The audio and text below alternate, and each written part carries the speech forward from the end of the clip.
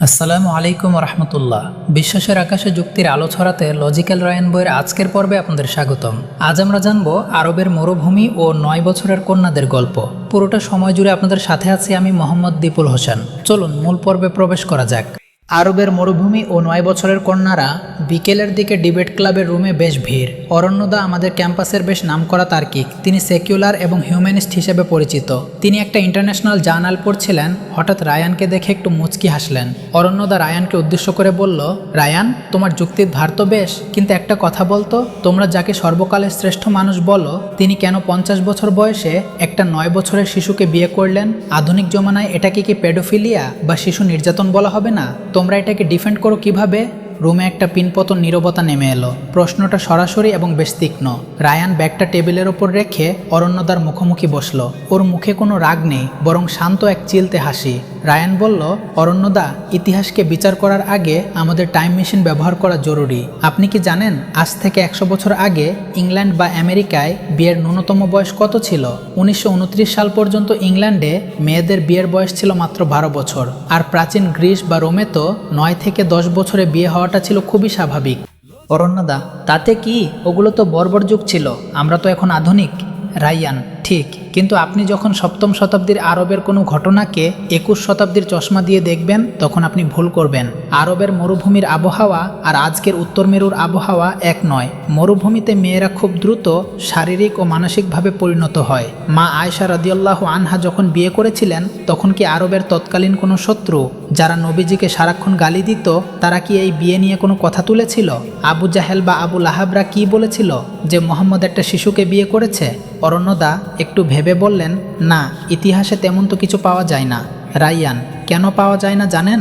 কারণ সেই সময়ে আরবে 9 থেকে 10 বছর বয়সে বিয়ে হওয়াটা কোনো অস্বাভাবিক বিষয় ছিল না। এটা ছিল ওই কালচারের অংশ।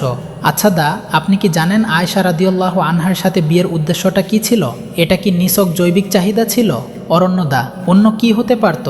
নবীজি সাল্লাল্লাহু আলাইহি ওয়াসাল্লামের ব্যক্তিগত জীবনের 2/3 জ্ঞান আমরা পেয়েছি মা আয়েশা রাদিয়াল্লাহু আনহার মাধ্যমে। তিনি ছিলেন প্রখর মেধাবী। তার 9 বছরের বৈবাহিক জীবনে তিনি নবীজির জীবনের প্রতিটি ছোট ছোট আমল স্মৃতিতে গেঁথে নিয়েছিলেন। নবীজির মৃত্যুর পর তিনি 42 বছর বেঁচে ছিলেন এবং কয়েক হাজার হাদিস বর্ণনা করেছেন। তিনি ছিলেন মুসলিম বিশ্বের অন্যতম শ্রেষ্ঠ নারী আইনবিদ ও শিক্ষক। আল্লাহ যদি একজন তরুণী ও প্রখর স্মৃতিশক্তির অধিকারী নারীকে নবীজির ঘরে না পাঠাতেন, তবে আজ আমরা ইসলামের পারিবারিক জীবনের অর্ধেক বিধানই হারাতাম। রায়ান এবার অরণ্যদার চোখের দিকে তাকিয়ে হাসি মুখে একটা মজার উদাহরণ দিল। দা, আপনি কি এখনকার বাচ্চাদের সাথে 9 বছরের আয়েশাকে তুলনা করছেন? সেকালের 9 বছরের মেয়েরা পুরো সংসার সামলাত, আর এখনকার 9 বছরের বাচ্চারা কার্টুন দেখে। আপনি কি জানেন আয়েশা রাদিয়াল্লাহু আনহা যখন নবীজির ঘরে এলেন, তখন তিনি একাই নবীজির আগের সন্তানদের দেখাশোনা করতেন? তিনি কি কোনো সাধারণ শিশু ছিলেন? মোটেও না।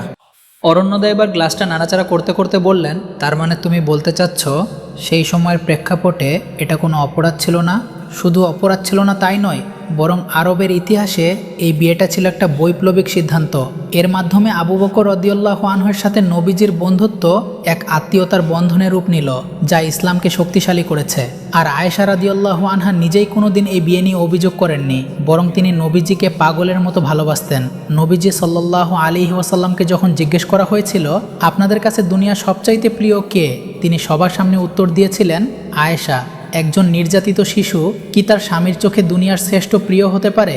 অরণ্যদা এবার একটু হাসলেন। ওনার সেই আভিজাত্য মাখা বিরক্তিটা এখন নেই। তিনি বললেন, রায়ান, আমরা আসলে ইতিহাসের প্রেক্ষাপট ভুলে শুধু টেক্সট নিয়ে পড়ে থাকি। মরুভূমির সেই উত্তাপ আর আমাদের এসি রুমের চিন্তা যে আলাদা, সেটা আজ বুঝলাম। রায়ান উঠে দাঁড়িয়ে বলল, দা, চশমা পাল্টালে জগতের রং পাল্টে যায়।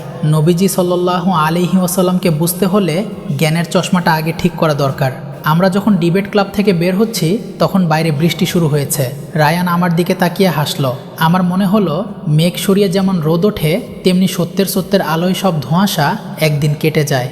সত্য কখনো ঢাকা থাকে না, প্রয়োজন শুধু একটু লজিক্যাল ভাবনার। আমাদের আজকের পর্বটি থেকে আমরা বুঝলাম কোনো ঐতিহাসিক ঘটনাকে বুঝতে হলে সেকালের প্রেক্ষাপট আর আবহাওয়া বোঝা কতটা জরুরি।